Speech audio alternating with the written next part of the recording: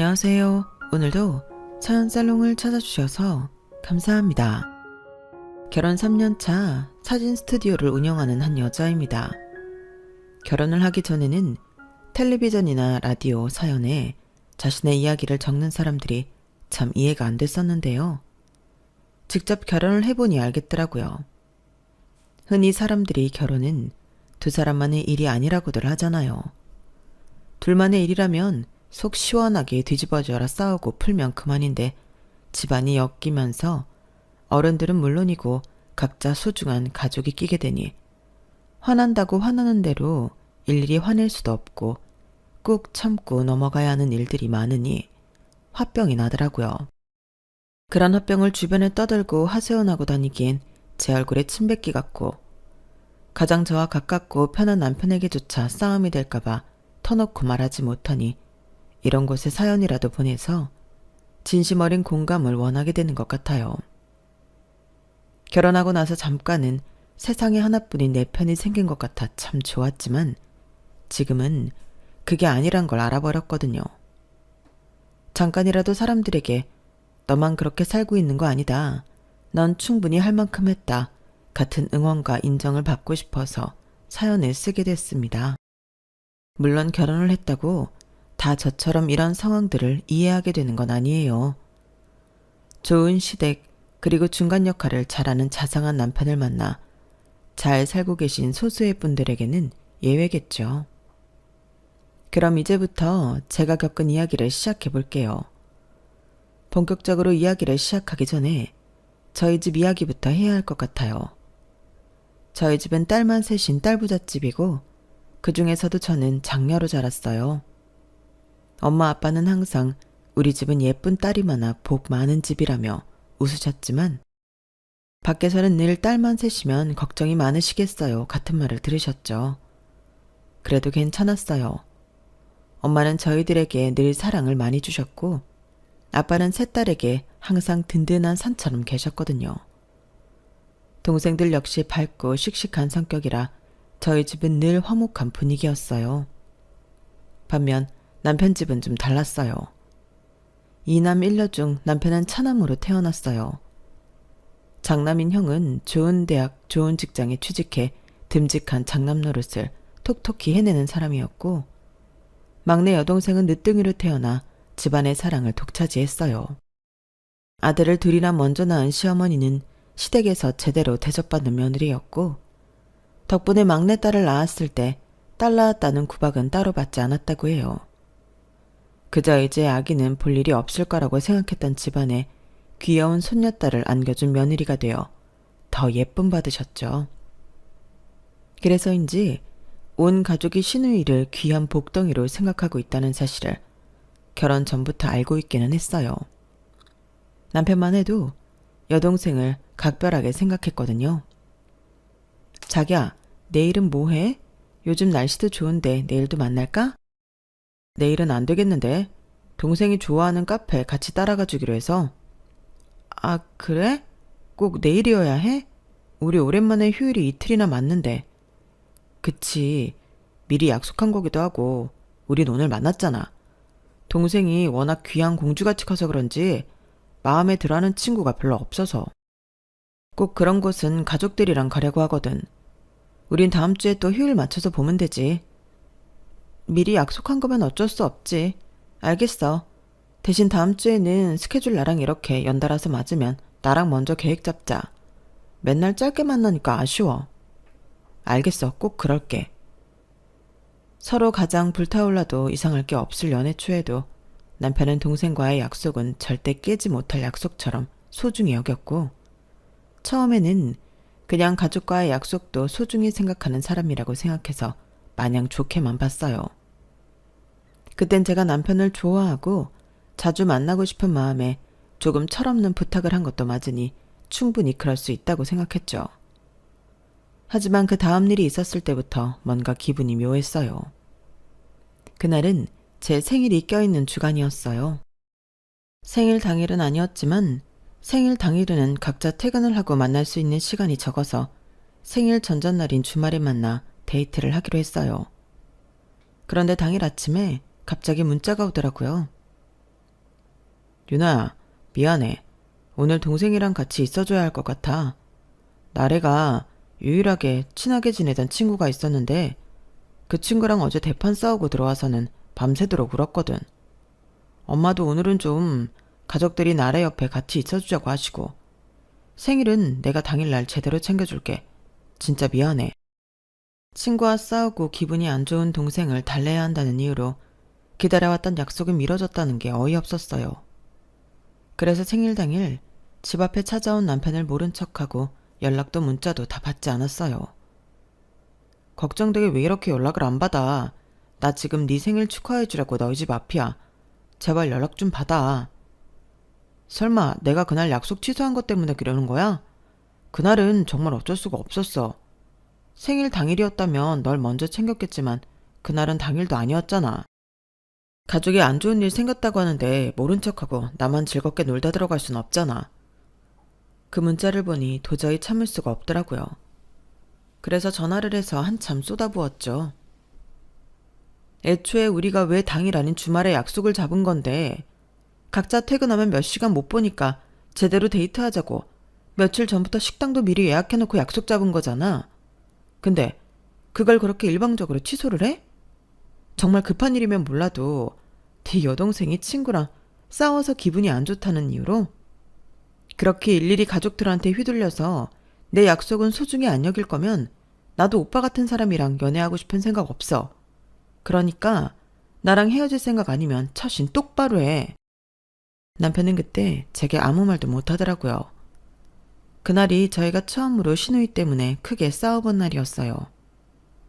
제 울음 섞인 목소리에 미안함을 느꼈는지 그 이후로부터 남편은 절대 제 약속을 함부로 미루거나 깨지 않았고 여동생 이야기도 잘 꺼내지 않았어요. 그러다 보니 저도 이 일을 서서히 잊어갔죠. 그렇게 2년 정도 연애를 이어간 후 저희는 결혼하게 되었어요. 연애하면서 이렇다 할 큰 트러블 없이 잘 지내왔고 워낙 다정다감한 남편의 성향에 이런 사람이라면 결혼을 해도 행복하겠다고 생각했거든요. 양가의 구체적으로 결혼 이야기가 오가고 처음으로 시댁 식구들을 만나는 자리였어요. 아주버님은 먼저 결혼을 하신 터라 아주버님과 형님, 시누이까지 함께였죠. 시부모님께서는 제게 인자한 미소를 지어주셨고 아주버님과 형님도 긴장할 필요 없다며 잘해주셨어요. 시누이는 내내 호기심 어린 눈으로 절 빤히 바라보는데 시선이 조금 부담스럽긴 했지만 크게 신경이 쓰일 정도는 아니었어요.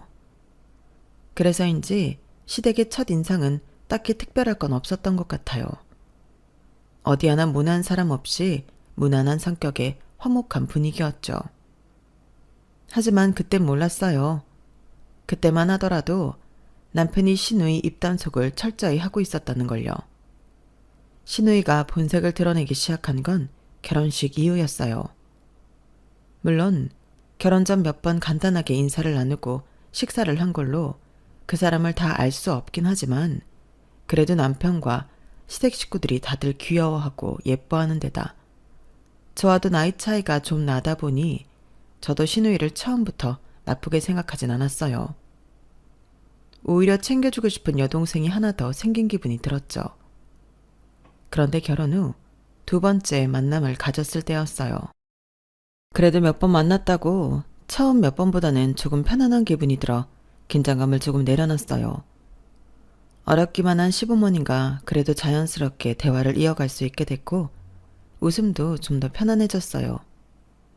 그게 문제였던 걸까요? 식사가 끝날 무렵 갑자기 시누이가 이런 말을 하더라고요. 새언니, 이제 와서 하는 말이지만요. 전 솔직히 오빠가 새언니 얘기를 처음 식구들한테 했을 때만 해도 새언니랑 결혼까지 할 줄은 몰랐어요. 아, 정말요? 왜요? 처음에 이 사람이 뭐라고 했길래요? 오빠한테 오래 사귄 여자친구가 있었던 건 아시죠? 새언니랑 만나기 전에요. 아, 네, 알죠. 4년 사귀었다는 그분 맞죠? 저와 관련된 이야기를 할 줄 알았는데 갑자기 생각지도 못한 남편의 전 애인 이야기가 나와서 솔직히 너무 당황스러웠어요. 그것도 시부모님과 아주버님, 형님이 다 모인 자리에서 남편의 과거 연애사를 듣고 있다는 게 너무 수치스럽더라고요. 그 사람 이야기가 나오자마자 저만 빼고 그 사람을 다 알고 한 번씩 만나본 눈치였고, 그 분위기 때문에 순식간에 저 혼자 이방인이 된 기분이 들었거든요. 네, 진희 언니요. 저는 솔직히 오빠가 진희 언니랑 결혼할 줄 알았거든요. 야, 뭐하러 그런 소리래. 그런 건 혼자 속으로 생각하든가. 누가 너한테 물어봤어? 새언니가 방금 물어봤거든. 아무튼 그래서요. 그 언니가 우리 식구들이랑 엄청 친하게 지냈거든요. 오빠랑 자주 싸우긴 했지만 시집은 꼭 우리 집에 오겠다고 약속했었는데 그 약속이 이렇게 깨질 줄 누가 알았겠어요?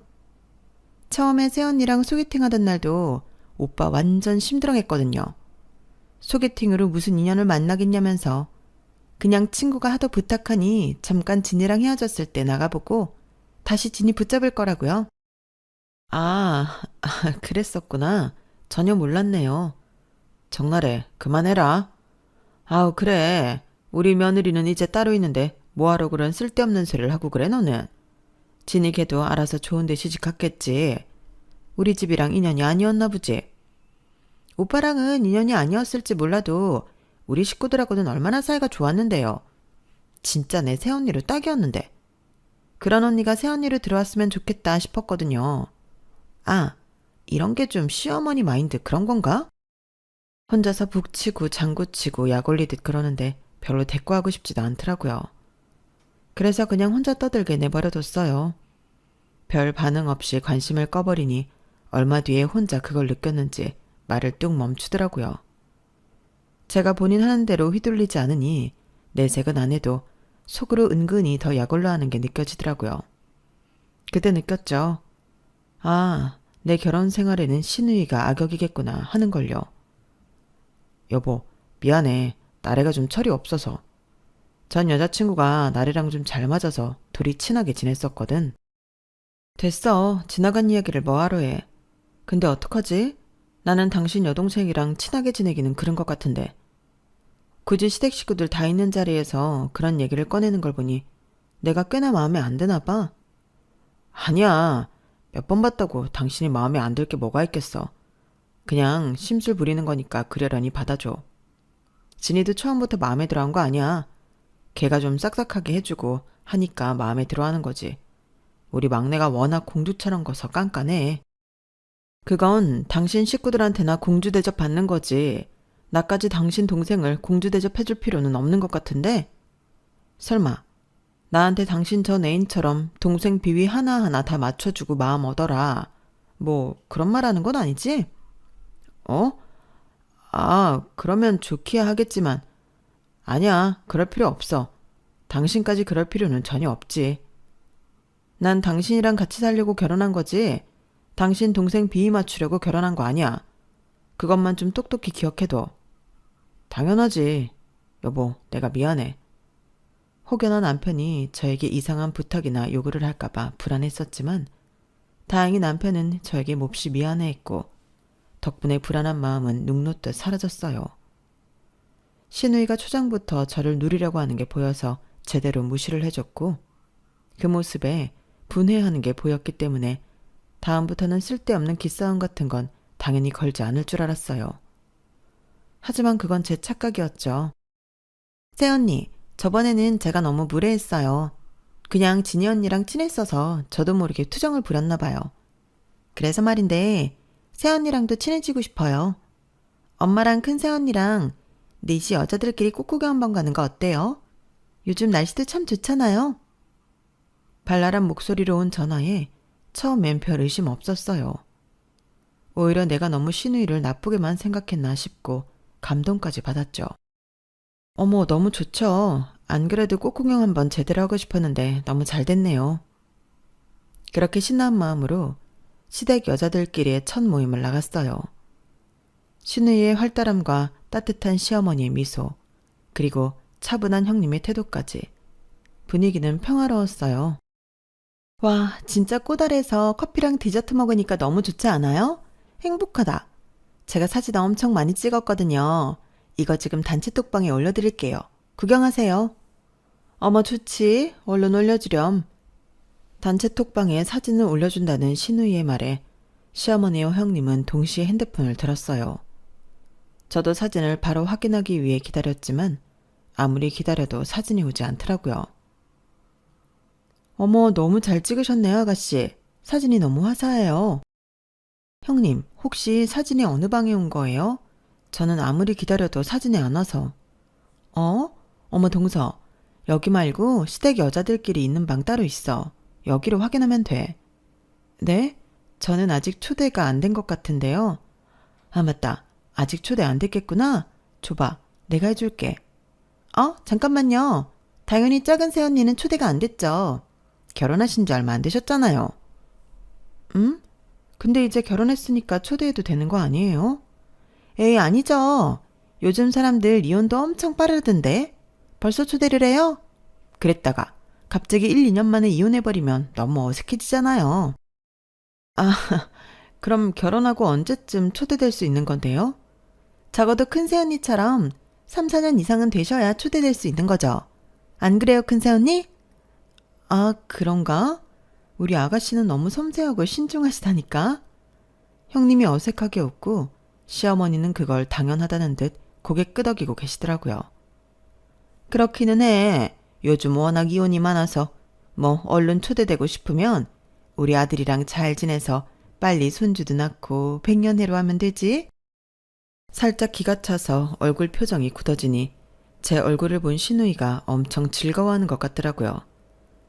친해지고 싶다고 할 땐 언제고 사람 안 쳐다 대놓고 소외감을 조장하고 있는 모습이 참 정신연령 낮아 보였어요. 문제는 거기 동조하고 있는 두 분이었죠. 시어머니야 팔이 안으로 굽을 테니 그렇다 쳐도 형님까지 신우이 말이 다 맞다 하고 있으니 어이가 없더라고요. 아무튼 그렇게 불편해진 마음으로 시간을 보내고 자리에서 일어서려는데 형님이 계산을 하러 가시더라고요. 저도 뒤따라가서 제가 계산을 하려고 하는데 갑자기 신우이가 저희 사이를 파고들어서 형님 손목을 딱 붙잡더라고요. 큰새언니, 잠깐만요. 결혼한 지 얼마 되지도 않은 작은 새언니가 내주셔야죠. 큰 새언니는 그동안 돈 많이 쓰셨잖아요. 안 그래요? 아, 그런가요? 아, 동서, 뭐 그렇게 됐네. 잘 먹었어. 다음에는 내가 살게. 아, 네. 안 그래도 제가 내려고 했어요. 당황하며 미안해하는 형님에게 괜찮다는 듯 웃어 보이고 결제를 했어요. 어차피 얼마 안 되는 돈이니 낸다고 기분 나쁠 일은 아니었지만 신우이의 태도가 짜증나더라고요. 그래서 형님에게 슬쩍 물었죠. 형님, 그 단체방은 언제 생긴 거예요? 아, 그거 사실은 동서 결혼하면서 생긴 거라 오래된 건 아니야, 동서. 너무 이 방에 신경 쓰지 마. 평소에는 별 이야기도 없어. 그래요? 제가 결혼한 지 얼마 안 되어서 못 들어가는 거면 대체 그 방은 왜 만들어진 거고 언제부터 생긴 건가 싶어서요. 그치. 아무래도 아예 신경 쓰지 않기는 힘들겠지. 제가 결혼하면서 생긴 거면 혹시 일부러 그 방을 만든 건가요? 그게 무슨 소리야? 아가씨가 절 많이 마음에 안 들어 하시는 것 같아서요. 아가씨는 동서가 이해 좀 해줘. 원래 처음에는 그러더라고. 내가 이 집에 먼저 들어온 사람으로서 조언 한번 하자면 웬만하면 아가씨 눈밖에는 안 나는 게 좋아. 네? 이 집안에서 실세는 아가씨거든. 전혀 안 그래 보이지? 그런데 시부모님도 아가씨 말이라면 꼼짝을 못하고 아가씨 한마디면 사람을 죽였다 살렸다 한다니까. 실은 말야, 동서 전에 만났다고 했던 그 진이라는 사람 있지? 그 사람이 있을 때는 내가 완전히 찬밥 신세였어. 어머님이랑 아가씨가 사사건건 그 사람이랑 날 비교하면서 어찌나 소외시키려고 안달이 났는지. 그런데 그 사람이랑 도련님이 헤어지고 동서가 결혼을 하니 이제 타겟이 동서가 된 모양이야. 그게 정말이에요? 그런데 형님은 이제껏 그걸 참아오신 거예요? 나도 처음 결혼했을 때는 아주 불같았지. 근데 그렇게 일일이 따지고 싸울수록 나만 집안에서 멀어지더라. 남편도 동생 얘기라면 껌뻑 죽고. 그땐 아가씨가 아무리 그래도 난 아닌 건 아니었거든. 근데 지금까지 겪어보니까 동서, 자존심은 좀 상할 수 있겠지만 아가씨 눈밖에 안 나는 게 편하게 사는 거야. 형님이 좀 도와주실 순 없는 거예요? 형님은 저한테 안 좋은 감정 없으시잖아요. 아, 나도 이제야 막 벗어났는데 도와주긴 뭘 도와줘. 나는 이 집에서 별로 힘 없어. 동서 도와주다가 나까지 다시 찬밥 신세로 돌아가고 싶지도 않고. 그건 미안하게 생각해. 대신 동서가 더 척지기 전에 이렇게 얘기해 주는 거야. 지금부터 아가씨 비위 잘 맞추면 앞으로 몇 년간이 엄청 편할 거다? 도대체 신우이에게 얼마나 당한 건지 감이 안 올 정도로 형님마저 말이 안 통하더라고요. 저를 생각해서 조언해 주신 건 감사했지만 그렇다고 제가 이 집에 팔려온 것도 아닌데 아가씨한테 굽신거려야 할 이유를 모르겠더라고요. 하지만 결혼 생활이 길어지면서 형님의 말씀이 무슨 뜻인지 조금은 알 것 같았어요. 이 집에서 유독 저 혼자만 아가씨에게 살랑거리지 않아서인지 저를 향한 아가씨의 히스테리는 날이 갈수록 심해져만 갔거든요. 여보, 나래한테 좀 잘해주면 안 돼? 내가 나래 얼마나 아끼는 동생인지는 당신도 잘 알잖아. 좀 친하게 지냈으면 좋겠어. 친하게 지내고 말거 할 것도 없어. 나한테 무례하게 굴지나 말라고 해. 당신도 알 거 아냐. 당신 동생이 왜 제대로 된 친구 하나 없는지. 어머님 아버님이나 당신이나 아주버님이나 하나같이 아가씨 싸고만 도는데 그럴수록 아가씨 망치는 거야. 당신 설마 아이 가지면 육아도 이런 식으로 할 거야? 그럼 나 당신이랑 애 못 키워. 아니, 우리 애랑은 다르잖아. 애가 늦둥이라 철이 없어서 그래. 나도 당신한테 버릇없이 굴지 말라고 여러 번 이야기해봤지. 그래? 그랬더니 뭐라든? 오빠들이 유일하게 친구였는데 나까지 장가 가버리니까 너무 서운해서 그런데 안 그러려고 노력하는데 자꾸 날 뺏긴 것 같아서 속상하고 질투가 나서 그렇대. 속상하고 질투난다고 그런 식으로 사람을 대해도 된다는 거야?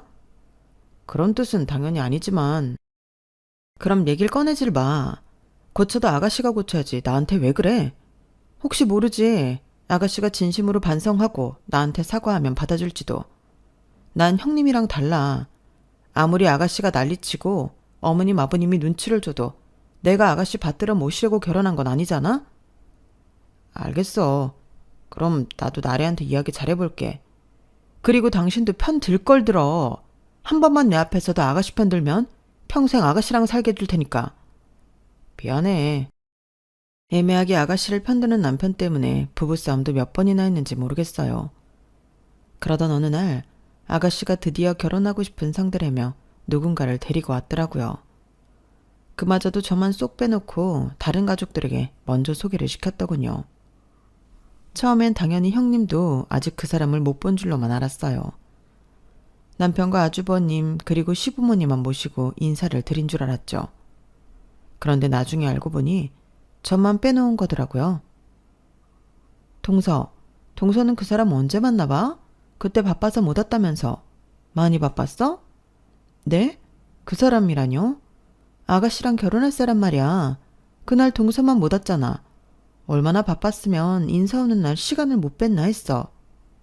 아, 저는 들은 바가 없어서 못 갔네요. 저만 빼고 모인 걸 이제 처음 알았거든요. 어머, 정말? 내가 말 실수한 모양이네. 미안해, 동서. 아니에요. 형님은 모르셨으니까 괜찮아요. 하다 급기야 결혼할 사람을 집에 소개시켜주는 자리에도 저만 빼놓고 불렀다니 기가 막혔어요. 어차피 저도 아가씨 같은 사람과 결혼할 남자는 안 봐도 뻔하기에 별로 궁금하지도 않았지만 기분이 나쁜 건 어쩔 수 없더라고요. 저에게 이 사실을 숨긴 남편도 괘씸은 했지만 이 일을 키워봐야 서로 피곤하기만 하니 그냥 계속 모른 척하기로 했어요. 실수로 말 꺼낸 형님 입장도 난처해질 것 같았거든요. 그래도 아가씨가 결혼을 하면 당분간은 지금처럼 시댁 식구들과 자주 교류하지는 못할 거고 그럼 제 스트레스도 확연히 줄어들 거라 기대는 되더라고요. 차라리 빨리 결혼해버렸으면 싶은 마음까지 들었죠. 아가씨의 결혼 진행 소식은 시부모님이나 형님을 통해서 주로 듣게 됐어요. 역시나 결혼을 준비하니 볼 일이 많이 없어져서 좋더군요. 그런데 하루는 저에게 직접 전화가 오더라고요. 어머 아가씨, 웬일이세요? 저한테 전화를 다 하시고. 아, 작은 새언니, 잘 지내시죠? 못 본 지 꽤 됐네요. 결혼 준비하면 원래 다들 정신 없잖아요. 준비는 잘 돼 가세요? 안 그래도 그것 때문에 전화드렸는데요. 혹시 다다음 주 목요일에 시간 되세요? 네? 왜요? 그날이 촬영 때 입을 드레스 고르는 날인데 새언니가 좀 봐주셨으면 해서요. 제가요? 저보다는 편하고 친하게 지내시는 형님이 낫지 않으세요? 왜 저예요? 아, 그게 실은 큰언니는 저랑 취향이 잘 안 맞아서요. 작은 새언니가 옷도 잘 입으시고 센스도 좋으시니까 작은 새언니가 봐주셨으면 해서요. 저희가 그런 부탁을 서로 주고받을 사이는 아니지 않나 싶은데요. 거길 가려면 평일에 일도 빼야 하고요. 새언니, 제가 그동안 못되게 군 건 정말 죄송했어요. 부탁할 사람이 정말 새언니밖에 없어서 그래요. 새언니가 그래도 요즘 사람이고 트렌드도 제일 잘 알잖아요. 엄마랑 큰언니 센스는 아시잖아요. 가서 같이 봐줄 친구가 없어서 그래요. 한 번만 부탁드려요. 너무 갑자기 이렇게 부탁을 하시니 저도 당스러운데요. 평일이라 일도 빼야 하고요. 부담스러우실 거 알아요. 그런데 저도 얼마나 곤란한 상황이면 이러겠어요. 이번에 도와주시면 정말 앞으로는 언니한테 잘할게요. 잘 지내고 싶어요. 그럼 생각 좀 해보고 연락드릴게요. 솔직히 너무 갑작스러워서요. 네, 천천히 생각해 보시고 연락주세요. 기다릴게요. 처음으로 아가씨의 입에서 직접 자신이 못된 짓을 했다고 인정받으니 이상하게 마음이 조금 풀리더라고요. 그래도 마음 한구석에 필요해지니 살랑거리는 거 아니야? 라는 의심이 지워지지는 않았어요. 그래서 남편에게 말하니 남편이 놀라워하며 그러더군요. 이번 일로 당신도 나래랑 친하게 지낼 수 있는 거 아니야? 그럼 우리 부모님도 참 좋아하실 텐데 집 분위기도 좋을 거고. 그때 형님이 전에 하신 말씀이 떠오르더라고요. 아가씨랑 잘 지내는 게 앞으로 편하다라는 말이요. 그때 왜 그 말이 떠올랐는지 모르겠어요. 그래도 제가 먼저 스스로 굽히고 들어가는 게 아니라 아가씨에게 사과를 받은 지금만이 유일하게 저희 사이에 벽을 허물 수 있는 순간이지 않을까 싶었어요. 그래서 부탁을 들어주기로 했죠. 그런데 하나를 들어주니 두 번째, 세 번째는 거절하기가 어렵더라고요. 새언니, 혹시 저 월말에 스튜디오 촬영이 있는데요. 저 촬영하는 현장 좀 사진 찍어주실 수 있어요?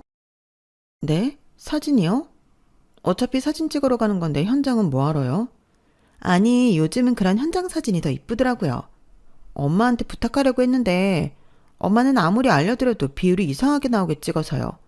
새언니가 사진도 전문가시잖아요. 아유, 그래. 지난번에 네가 골라준 드레스들도 어찌나 예쁘든지 얘가 왜 너만 고집하는지 알겠더라. 네가 사진작가라 그런지 우리 가족 중에 가장 눈썰미가 좋기는 해. 촬영이야 부담 갖지 말고 하던 대로 해주면 돼. 시어머니까지 합세해서 그러니 거절하기가 힘들어서 그래, 이번 한 번만 마지막으로 도와주자 생각했어요. 사실 사진 찍는 취미가 있어서 좋아하는 일이기도 하고 제가 직접 골라준 드레스를 입은 아가씨 모습이 궁금한 마음도 조금은 있었거든요. 그렇게 좋은 마음으로 도와주면 언젠가 제 마음에 보답을 받을 날이 있겠지 싶었어요. 하지만 결혼식이 다가올수록 그 생각은 틀렸다는 걸 조금씩 눈치채기 시작했죠. 아, 이거 하객이 많이 모자라서 어떡하나? 그러니까 나 어떡해 엄마. 우리 둘째 며느리가 사진 일 하면서 만나는 사람이 엄청 많을 것 같은데 하객 좀 채워주면 안 될까? 네? 어머님, 그건 좀 어려울 것 같은데요. 아무리 아는 사람이 많아도 그런 부탁을 어떻게 해요? 그래도 부탁할 사람이 작은 새언니밖에 없는데 어떡해요? 큰 새언니랑 저는 나이 차이가 너무 많이 나서 큰 새언니 친구들이 오면 너무 이상해 보일 거 아니에요. 그리고 큰 새언니는 주부라서 좀 직장인 같은 사람들이 오면 좋겠는데. 평소 얼마나 인맥 관리를 못했길래 좋은 날 와서 축하해줄 하객도 없나 싶은데 그런 주제에 원하는 하객상이 있다는 게 꼴보기 싫더라고요. 그동안 해온 부탁 들어주면서 잘 지내려고 노력했던 제 자신이 순식간에 후회됐어요. 됐어요. 다른 건 몰라도 그런 무리한 부탁은 못 들어드려요. 정 필요하면 요즘 하객 알바도 많다던데 알바생 쓰세요. 선 넘는 부탁이라 거절하니 바로 표정이 싸늘해지더라고요. 결혼하고 나서 시어머니 그런 표정은 처음 봤어요. 그렇다고 그 부탁을 들어줄 수는 없는 노릇이니 애써 모른 척했죠. 그러던 어느 날이었어요. 아버지가 돌아가신 건 시누이 결혼식 일주일도 채 남지 않았을 때였어요. 갑작스러웠고 믿기지 않았고 솔직히 말해서 세상이 잠깐 멈춘 것 같았어요. 근데 멈춘 건 저 혼자였더라고요. 아버지가 세상을 떠났다고 장례식장을 잡았다고 전화를 걸어서 알렸을 뿐인데 시어머니는 바로 그 자리에서 이렇게 말씀하셨어요. 지금 그 소식 알리려고 전화한 거니? 세상에, 사돈께서는 참 도움도 안 되시지. 우리 딸 결혼식 앞두고 이게 무슨 일이야? 어머님은 아버지의 사망 소식에도 어떤 걱정도 질문도 하지 않은 채 본인 딸 결혼식부터 생각하시더라고요. 그래서 너 지금 설마 장례식장에 간다는 건 아니지? 아니 뭐 지혜비 장례식이니 아예 안 갈 수 없겠다지만 얼른 보내드리고 빨리 돌아와라. 거기 미련하게 내내 상치르고 있지 말고. 다른 딸들은 몰라도 너는 그러면 안 되지. 원래 좋은 일 있기 전에 그런 곳 가면 안 되는데. 그래도 부모 상이니까 내가 잠깐은 허락하마. 어머님, 대체 그게 무슨 말씀이세요? 당연히 아빠 가시는 마지막 길인데 3일장 제대로 지켜드려야죠. 얘가 큰일 날 소리 하네? 내가 너 그럴 줄 알았다. 죽은 사람 곁 지킨다고 죽은 사람이 살아 돌아오기라도 하면 그러라고 하겠어. 근데 그러기는커녕 네가 그렇게 3일 내내 거기 죽치고 있다 와서 우리나라 결혼식에 귀신이라도 붙어서 오면 어쩌려고 그래? 책임질래? 어머님, 그럼 제가 아가씨 결혼식에 안 갈게요. 둘 다 참석하기 힘들다면 그게 맞는 것 같네요. 그럼 됐죠? 뭐? 네가 감히 우리 집에 시집을 와서 네 시누이 결혼식을 안 올 생각을 해? 제정신이니? 제가 그렇게 아가씨 결혼식에 가길 원하세요? 그래. 대신 네 아버지 상은 적당히 하고 얼른 집에 돌아와서 샤워 빡빡하고 와라. 알겠니?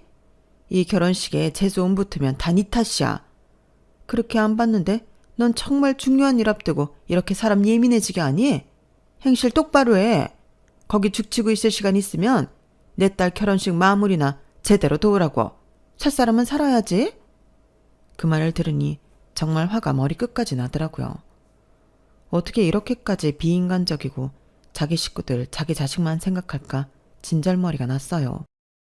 어머님의 그런 모습을 보고 나니 아가씨가 왜 그 모양으로 컸는지 알 것 같더라고요. 무개념에 제 기분만 생각하고 논리도 상식도 없는 점이 시어머니랑 꼭 닮았더라고요. 너무 화가 나는데 이걸 당장 풀기엔 제 앞에 닥친 슬픔이 너무 컸어요.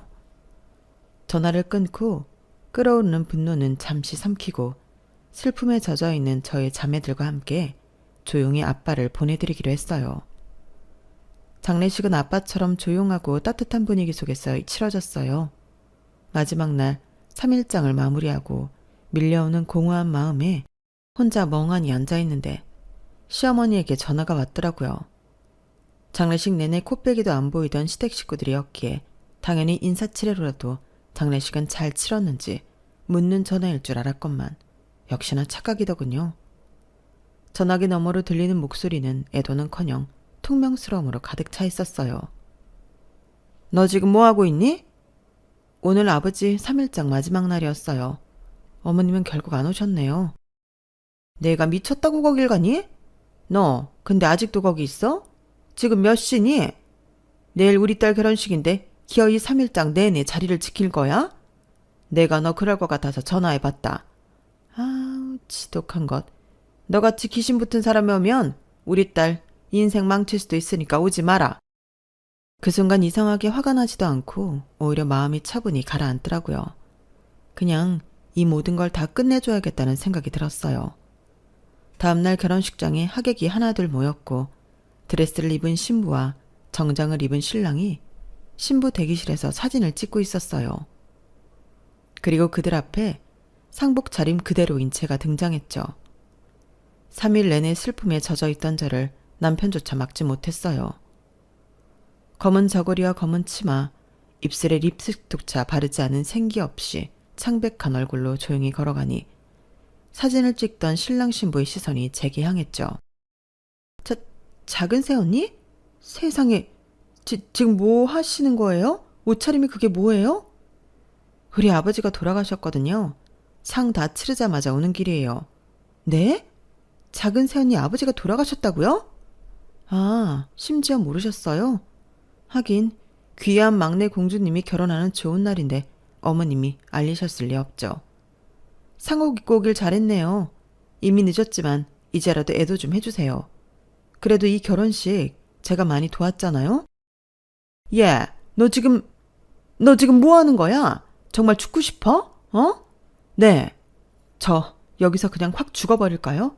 우리 아버지 따라갈까요, 어머니? 네? 시댁에서 마음에 안 든다고 죽도록 괴롭혀서 신우이 결혼식 날 죽어버렸다고 기사에 대서특필 한번 나게 해드려요? 유명인 되고 싶으세요? 어머나 세상에. 아유, 머리야.